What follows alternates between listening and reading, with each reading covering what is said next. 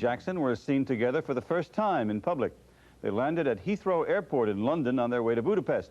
That's where Michael is shooting a video. It won't be quite as romantic as the Caribbean hideaway where the dynamic duo spent their honeymoon at a place called Casa de Campo. Believe me, this was no heartbreak hotel. Steve Dunleavy got the lowdown. Steve? Jim, I'm in one of the most exotic resorts in the world where one of the most surprising unions in the world took place. In fact, perhaps never since Jackie Kennedy married Aristotle Onassis has there been a more surprising union. Of course, I'm talking about young Michael and young Lisa Marie. But why here and what happened? He only had time to rest and relax a little bit.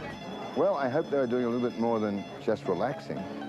Right, maybe he was playing golf and we were not aware about that. Sandra Lopez is an executive at the opulent Casa de Campo resort in the Dominican Republic. 7,000 acres where Sandra lists all the things that Michael and Lisa Marie could have done after their mystery marriage here and their more mysterious honeymoon. You can do deep-sea fishing. Sure, I can see those two hauling them in right now.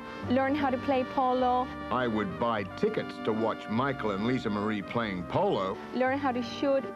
Perhaps something Elvis might have liked right now if he was alive today. But come on, what are honeymoons for anyway? It was here that Michael and Lisa Marie arrived at this private airport on last May 24th in one of the best-kept secrets since the Manhattan Project. Were you surprised when you heard that Michael Jackson had married Lisa Marie Presley? Yes, we were very surprised, and we actually kind of didn't believe it at the beginning, but then after a couple of weeks, you know, this attorney from Santiago presented some legal proof that he certainly did get married here. But why here? Dominican Republic gives a facility for people to get married here and divorce. But I learned that despite the lure of this paradise, Michael had a better idea. He just wanted to fly over Dominican Republic airspace and get married in a plane way up there. But the local authorities wouldn't go for it, so he had to do it like everyone else. Dick Zimmerman is one of the few outsiders to break through the impenetrable wall set up since the couple wed. These two people, they sort of acted like there was nobody else around. You know, like two people are really in love. They don't know really what's going on around them. They were like totally into each other. And Zimmerman took these beautiful pictures of Lisa Marie only 2 weeks ago. She's one of the most beautiful women that I photographed. Her mother is one of the world's most beautiful women, and her father was a great-looking guy. Well, meanwhile, a lot of us are still scratching our heads over the wedding. For one thing, try to get a handle on Lisa Marie's taste in men. Well, John Johnston has a special report on the life and loves of Lisa Marie Presley.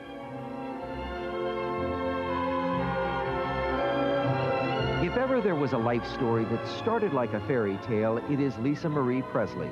She was the daughter of the king, and according to Joe Esposito, a member of Elvis's famous Memphis Mafia, the king doted on his princess.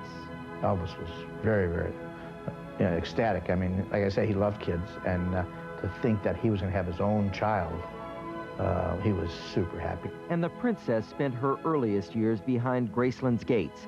David Adler chronicled her life in an unauthorized biography. When she was in Memphis, she said, "I've never seen snow before, Daddy." And he said, "You haven't, honey?" Flew her out to Aspen in order to show her what snow was like. I mean, he just showered her with gifts, where Priscilla wanted to make sure she wasn't spoiled. Though the king loved his little princess more than life itself, his marriage was breaking up, and young Lisa Marie moved with mom Priscilla to the West Coast. She'd come back and see him as much as she could. He'd fly her in. And at age 9, during a visit to Graceland, the fairy tale turned grim when the little princess lost her beloved father. We were trying to revive Elvis, and it was very hectic. I looked over to the doorway, and I saw her standing there with Ginger Alden, Elvis's girlfriend at the time. And I told Ginger to get her out of there real quick. With Elvis's death, Lisa Marie was thrust from the shadows to the spotlight.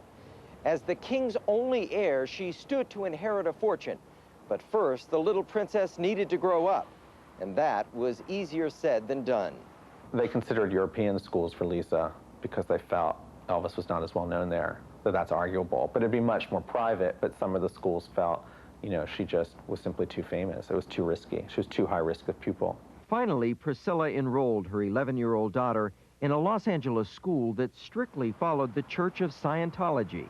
Priscilla Presley, of course, was I don't know what the word is, a devout Scientologist, and she brought Lisa Marie up in this discipline. But before her now famous devotion to the church, Lisa Marie sowed her wild oats, a little rebellion to keep Priscilla all shook up. When Lisa got her first car, Priscilla set a deadline. Lisa just took off. She didn't come home that night. And actually, there will be later fights with her mother where Lisa admits that she slept in her car. She herself has said that when she was in high school, she took cocaine and marijuana and pills and had a drug problem. She kicked the drug habit, but she was still the daughter of the king, and Lisa Marie lived a cloistered life. Teen romance seemed nearly impossible. Lisa Marie had had very few boyfriends. Once there was Carlo Ponti Jr. and, you know, little romances, but the real first big love of her life was Danny Keough, this young musician no one had ever heard about. When she married Danny Keough in 1989, Lisa Marie was already expecting his child. Celebrity photographer Rochelle Law covered Lisa Marie's pregnancy. He was real protective of her, very loving, very concerned to keep her out of the public eye. Despite the birth of little Danielle Keough, the marriage was anything but perfect, and the couple separated. They were so young when they got married, and she was pregnant when she did get married. So it was, I'm sure they were in love with each other, and I don't know if they were planning on being married. Reunited, Lisa Marie became pregnant with her second child, and it's the birth of Benjamin that would test anyone's faith. The Scientologists believe that a birth should be very calm. There should be no noise made whatsoever. Now, this extends to everybody, even the mother. And for 9 hours of labor, Lisa Marie was not allowed to utter a sound. But even with two beautiful little children, the marriage of Lisa Marie Presley and Danny Keough was in trouble, thanks in part to a reportedly intrusive mother-in-law. Danny Keough called her the mother-in-law from hell after the marriage broke up. Lisa Marie's final separation from Danny Keough came just this last April, which led to the quickie divorce. And that paved the way for the daughter of the king to marry the king of pop.